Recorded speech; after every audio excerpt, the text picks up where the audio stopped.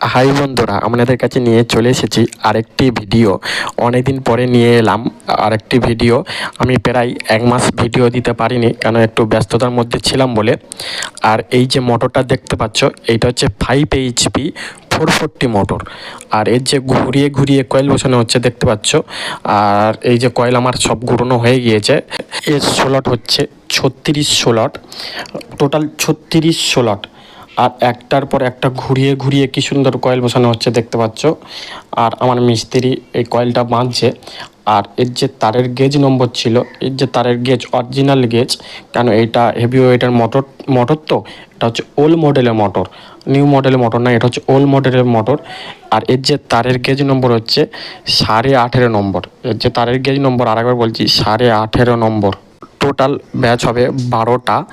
আর এক একটা ব্যাচের ওয়েট হবে, আর একটা ব্যাচের ওয়েট হবে প্রায় 330 থেকে 340 গ্রাম পর্যন্ত।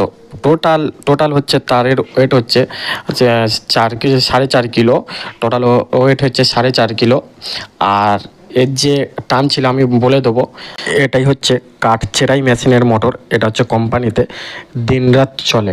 এটা হচ্ছে হেভি ওয়েটের মোটর।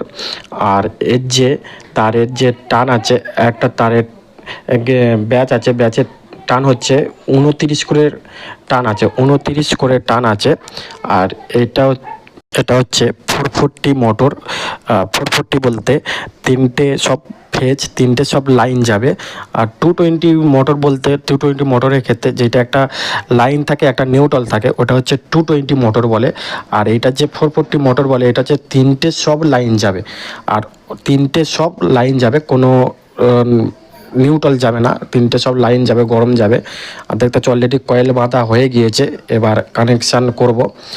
বাঁধার পরে কয়েলটা দেখো কত সুন্দর লাগছে, গেটআপটা দেখো কত সুন্দর।